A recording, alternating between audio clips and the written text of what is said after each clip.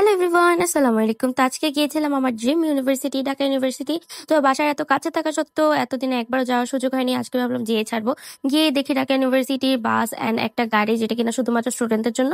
যদিও আমাদের উঠতে বলেছিল, বাট আমরা আসলে ঘুরে দেখে তারপর উঠতে চেয়েছিলাম, যদিও জায়গা ছিল না। দেন এই তো 3 মূর্তি, তারপর আমরা এখানে ছবি তুললাম। আর এখানে কিন্তু আমি অন্য কিছু দেখাইনি গাইজ, আমি কিন্তু কলা ভবন দেখিয়েছি, আর এই তো আর্টস ফ্যাকাল্টি দেখিয়েছি। দেন গিয়েছিলাম বাংলা বিভাগ, ইংলিশ বিভাগ। তো ফার্স্টে ভেবেছিলাম আমাদেরকে ঢুকতে দিবে না, অনেক বেশি বকাটকা দিবে, বাট দেখি আমরা মনের ইচ্ছায় ঘুরতে পেরেছি। দেন গিয়েছিলাম নৃত্যকলা বিভাগে। তো এখানে দেখেন আমার এই ফ্রেন্ড যেখানে যায় সেখানে নাচানাচি শুরু করে। তো এই তো তো এই যে কি জানি এগুলার নাম জানে, বাট আমি জানি না, এগুলো সবই নাচ রিলেটেড। দেন এখানে গিয়ে একটা ঝর্ণা দেখেছিলাম, ঝর্ণাটা অনেক অপরিষ্কার, বাট সাউন্ড অনেক বেশি স্যাটিসফাইং।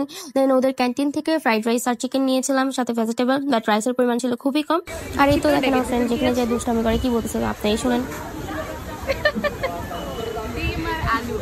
দেন ওর দুষ্টামি শেষে আমরা খাবার খেয়ে 1 কাপ চা নিয়েছিলাম। যদি আমি ভিউ দেখাতে চাচ্ছিলাম, একটা ঝর্ণা ছিল, বাট আপু এসে পড়েছিল সামনে। দেন ওই ইনোসেন্ট কুকুরটার ভিডিও না করে পারলাম না, ওর দেখে অনেক মায়া লাগতেছিল, বাট আমি কুকুর অনেক ভয় পাই। দেন ওইখানে ফুচকা ট্রাই করেছিলাম, বাট আমার কাছে তেমন ভালো লাগেনি। তাছাড়াও এখানে অনেক কম দামে অনেক খাবার পাওয়া যায়, বাট ট্রাই করা হয়নি। ইভেন আমি আমাদের কমার্স ফ্যাকাল্টিতেও যেতে পারিনি। আর এই তো জীবনে প্রথমবার রোকেয়া হল দেখলাম, যদিও ইউনিভার্সিটি প্রথমবার দেখেছি। দেন এখানে মেট্রো আছে, মেট্রো থেকে আমাদের বাসায় যাওয়া যায়, যদিও কারণ বাজার যেতে হয়, সেখান থেকে আবার আমার বাসা দূর হয়ে যায়, তাই রিক্সায় আনন্দ করতে করতে বাসায় চলে গেলাম। দেন বাসায় গিয়ে দেখি আমার একটা পার্সেল এসেছে।